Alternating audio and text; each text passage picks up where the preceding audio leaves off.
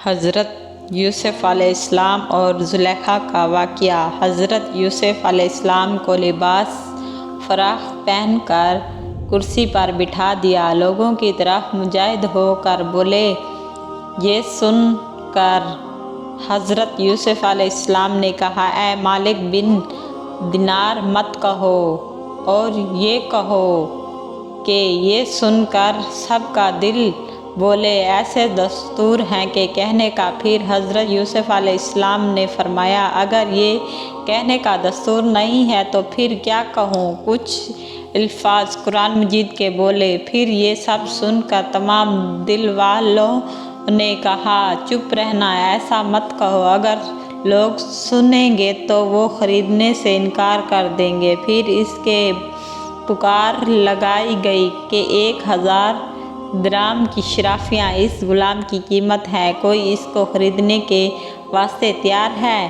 اور یہ سب بیدار ہو گئے۔ ایک تھیلی کو جس میں 1000 درہم بھی ہوتے ہیں اور 10,000 درہم بھی ہوتے ہیں اور 7,000 دینار کو بھی کہتے ہیں۔ اور اب آپ حضرات خود ہی گن کر لیجیے کہ کتنی قیمت ہوئی۔ اور اس ساتھ ہی یہ بھی کہا کہ 7,000 عقیدہ اور 1000 جامہ سلطنت رومی اور 1000 قصبہ یعنی میسر جامہ اور 1000 اونٹ اور 1000 گھوڑے عربی میں زین لگام زیری کے اور 1000 لونیاں رومی اور 1000 غلام خاتمہ اور 1000 شمشیر چاہیے۔ جب یہ قیمت ٹھہری تو جتنے خریدنے والے تھے سب کے سب چپ رہے۔ عزیز میسر نے، جو بادشاہ مصر کا مختار کل تھا، اس نے دونوں قیمت ادا کر کے حضرت یوسف علیہ السلام کو لے لیا اور اپنے محل میں لے جا کر زلیخا کے حوالے کر دیا۔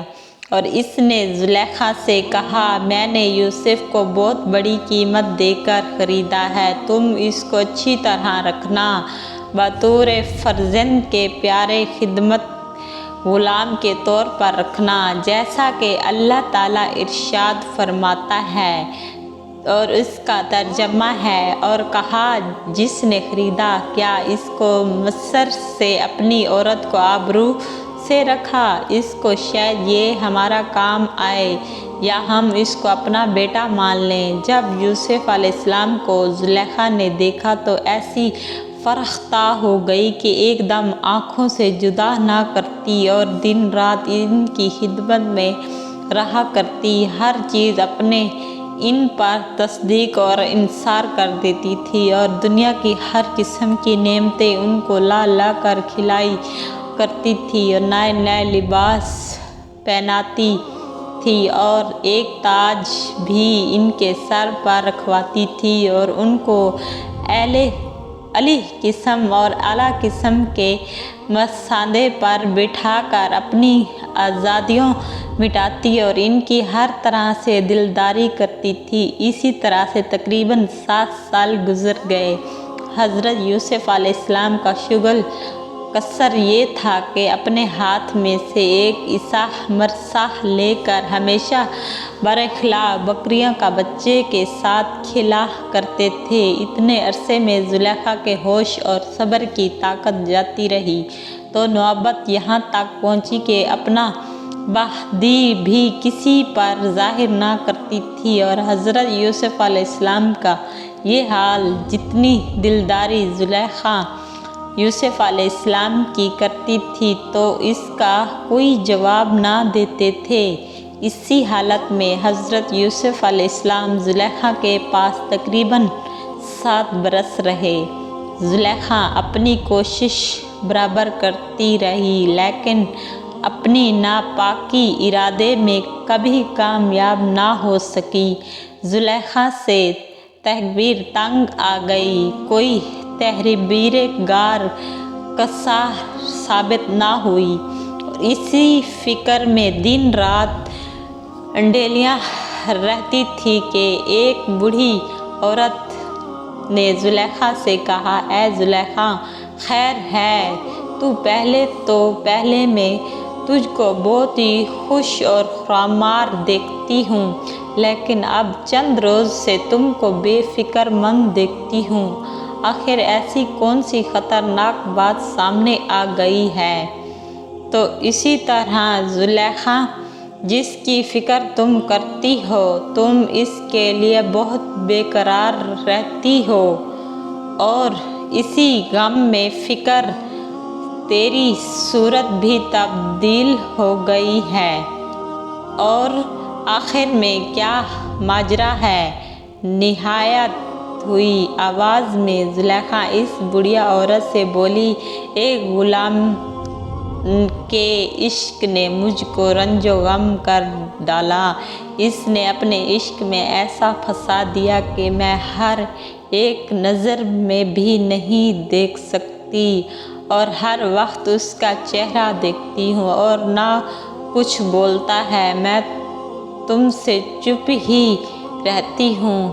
اور وہ عورت پوچھتی ہے، اے میری خالہ، اس کا کیا علاج کرنا چاہیے؟ زلیخا صراط پر وہ بڑھیا بولی، اے زلیخا، میں تجھ کو ایک صورت بتاتی ہوں، اس کو عمل میں لاؤ گی تو تمہارا مقصد پورا ہوگا، تمہاری جو دلی تمنا ہے وہ بھی پوری ہوگی، مگر اس میں خرچہ ہوگا۔ یہ بات سن کر زلیخا نے گنجشہ خزانے کے فقائل اس کے حوالے کر دیے۔ اس خزانے سے رقم لے کر ایک ہفتہ خانہ مشتاق طاری کا خوشنما دلچسپ بنایا گیا۔ اسی کے طور پر دیواریں، چھتیں، پردے، فرش اور فروشات اطلاع کر دیے، اور صورت یوسف اور زلیخا کی ایک جگہ بیمی تصویر کھینچی۔ وہ اثاث خانہ ایسا بنایا گیا کہ اس میں کوئی جگہ ان دونوں کی تصویر سے خالی نہ تھا۔ اسی کے مشترک درختوں کی تصویریں والا سونے چاندی کے تاروں سے بنوایا ہوا اس کپڑے سے تمام گھر آراستہ کیے گئے۔